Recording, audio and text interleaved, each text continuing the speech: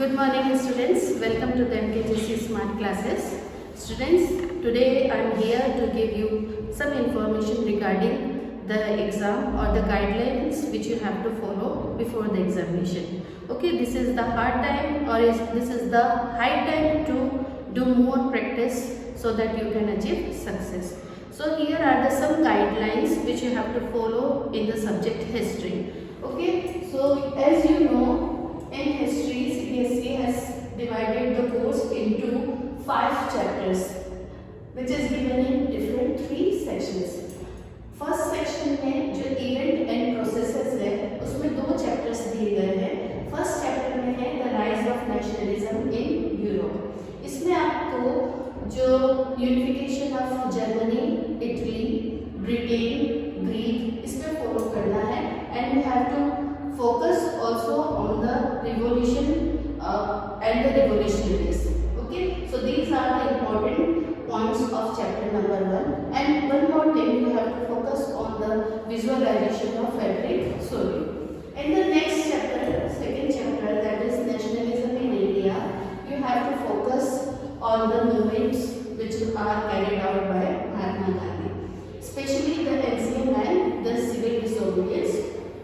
Okay, so this you have to focus on in chapter number 2, and the various participations of the workers, peasants, as well as industrialists, as well as the women also, which took part in nationalism in India. You have to focus on that part also. In section number 2, you will get 2 chapters again, that is chapter 3 and chapter 4. Chapter 3 is of the making of a global world and chapter 4 is based on the age of industrialization. इसमें दोनों में आपको link करके पढ़ना है और इसमें आपको किस तरह से वर्ल्ड का ग्लोबलाइजेशन हुआ और 4th चैप्टर में किस तरह से इंडस्ट्रीज का डेवलपमेंट हुआ, उस पे आपके सारे प्रोसेस पे, इवेंट्स और प्रोसेस पे आपको फोकस करना है. देन सेक्शन 3 में आप देख रहे हैं कि everyday life, culture and politics. ठीक है, इसमें आपको क्या है, चैप्टर 5 दिया गया है print culture and the modern world.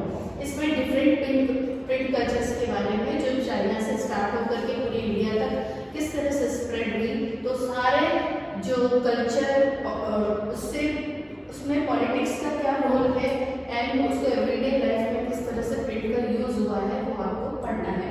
और उसमें आपको डिफरेंट जो राइटर्स हैं, डिफरेंट जो पब्लिशर्स हैं और न्यूज़पेपर, मैगजीन जिन्होंने पब्लिश की है, इंपॉर्टेंट नेम्स दिए गए हैं, उनमें आपको फोकस करना है.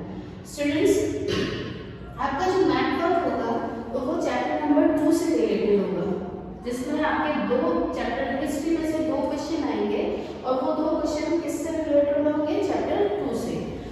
फर्स्ट इस मैथ वर्क में जो सीबीएसई ने दिया है सिर्फ आपको यही पढ़ना है. इसके अलावा आप अननेसेसरी कोई भी चीजों पे या ध्यान नहीं दें. Okay, you have to only focus on these parts which are given.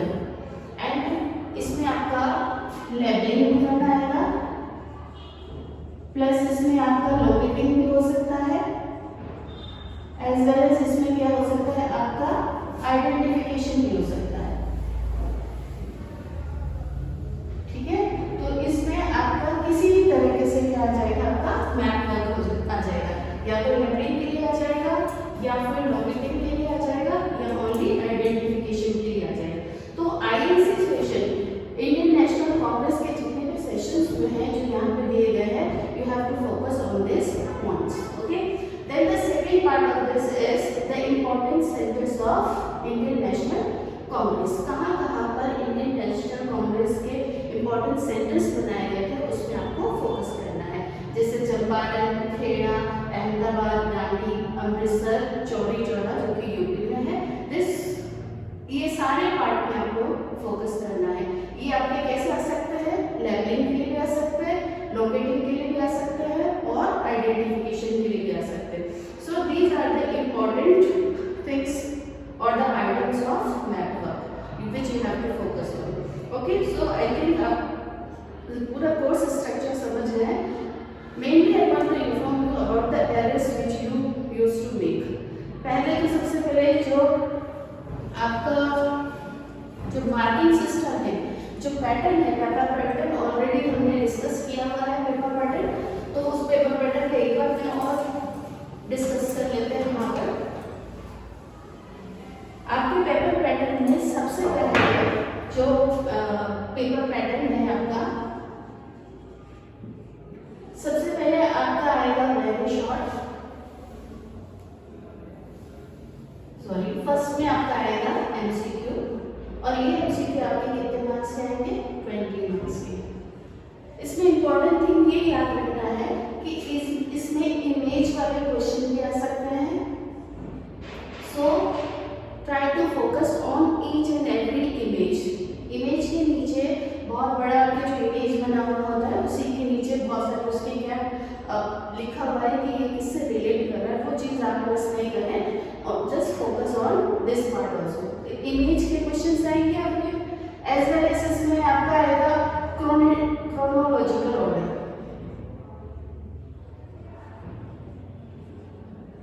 इसमें क्वेश्चन आपके क्रोनोलॉजिकल ऑर्डर में भी आ सकते हैं, मींस इवेंट्स और प्रोसेस को आपको क्या करना है, उसको सीक्वेंस से जमाना है, तो ये भी आ सकते हैं आपके, ठीक है। और इसमें एक और चीज जा सकती है, वो क्या है, आपके कोड्स वाले। बहुत सारे प्रोसेस और इवेंट्स आपको दे दिए जाएंगे, उसमें आपको कौन सा प्रोसेस, इन चारों में से कौन कौन सा प्रोसेस सही है, उसमें जैसे आता है आपका only one and two, only one and three, जिसको हम कहेंगे कोड्स। तो ये कोड्स वाले क्वेश्चंस भी इसमें आ सकते हैं। सो एमसीक्यू में आपको सारे प्रोसेसेस एज वेल एज उसके इवेंट्स आपको याद होने चाहिए, सो दैट आपका जो एमसीक्यू में आप फुल मार्क्स अचीव कर सकते हैं। ओके, देन इसका आपका नंबर 2 में आपका आएगा वेरी शॉर्ट। वेरी शॉर्ट जो है आपके 2 मार्क्स के ईच आएंगे, 4 क्वेश्चंस आएंगे। इसमें आपको ध्यान रखना है कि जो आप एरर करते हैं ना, आपको आंसर याद होता है तो आप पूरा का पूरा लिख देते हैं, आपको ऐसा नहीं लिखना है। वर्ड लिमिट दी गई है, follow the instruction which is written on the first page before appearing in the before attempting the questions. Okay, तो सबसे पहले जो शॉर्ट क्वेश्चंस हैं वो 2 मार्क्स के होते हैं। ओके, ये 2 मार्क्स के होते हैं, इसमें आपको 4 क्वेश्चंस पूछे जाएंगे, ठीक है। तो ये याद रखें, और इसकी जो वर्ड्स लिमिट है, वर्ड लिमिट कितना है आपके, वर्ड लिमिट होंगे आपके 40 वर्ड्स। ये स्पेशली आप ध्यान रखेंगे, don't exceed your answer above 40 words. Try to write, take care the word limit. Okay, so very short में आपके 40 वर्ड्स के आपको आंसर्स लिखने हैं, इससे कम भी ना लिखें और इससे ज्यादा पूरा पेज भर के भी आंसर नहीं लिखे। ये एरर मोस्टली स्टूडेंट्स करते हैं, which you don't have to do. Okay, then the third one जो है आपका शॉर्ट क्वेश्चंस आएंगे, 3 मार्क्स के आएंगे। इसमें आपको वर्ड लिमिट दिया गया है 60। क्या दिया है? 60 वर्ड्स दिया गया है। तो इसमें आप फोकस करें कि इसका जो वर्ड लिमिट है इस 60 वर्ड से ज्यादा नहीं हो। फोर्थ वाला आपको दिया है लॉन्ग क्वेश्चन है, लॉन्ग क्वेश्चन है। ओके, लॉन्ग क्वेश्चन है जो कि आपके कैरी करते हैं 5 मार्क्स। ओके, तो 5 मार्क्स के जो क्वेश्चंस आएंगे ये आपके 120 वर्ड से एक्सीड नहीं होने चाहिए। Take care, very short 40 words, short 60 words and long questions 120 words. ये आपको बहुत माइंड में ध्यान रखना है। एक चीज और आप कर सकते हैं, when you are writing answer what you have to do, just highlight the main points. जैसे आपने कुछ आंसर्स लिखा, उसमें कोई डेट आई, कोई प्लेस का नाम आया, कोई पर्सन का नाम आया, तो आपको क्या करना है, उसको लाइन कर देना है, सो दैट वो एग्जामिनर जब भी उस कॉपी को देखे तो आपको वो हाईलाइट चीजें देखकर, मतलब जो आंसर उनको चाहिए, they will get the answer and you will get the good marks. So please focus on highlighting the important parts. Okay, so these are the, और इसके बाद आपका 5th पार्ट आएगा आपका, वो आपका आएगा केस स्टडी से। केस स्टडी आपके 3 केस स्टडी आएंगे, और ये 3 केस स्टडी टोटल कितने मार्क्स के होंगे? 12 मार्क्स के। ध्यान रखिए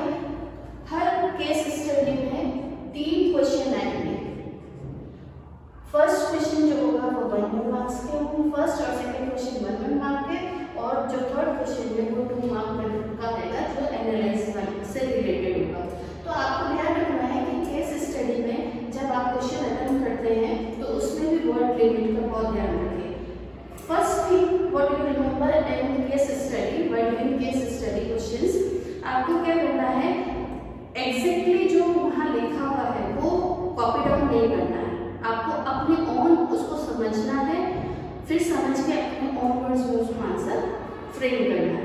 Okay, don't copy the same answer or the same lines which are given in the case study. Okay, so keep in mind कि आपको अपने लैंग्वेज में you have to understand first, then you have to write down in your own words. So these are the important things which you have to follow during the exams. I think you understood very well about the course structure and the pattern which is allotted by the CBSE. I think now it is high time to do the practice. Students, keep on practicing and do your best. All the best. Thank you.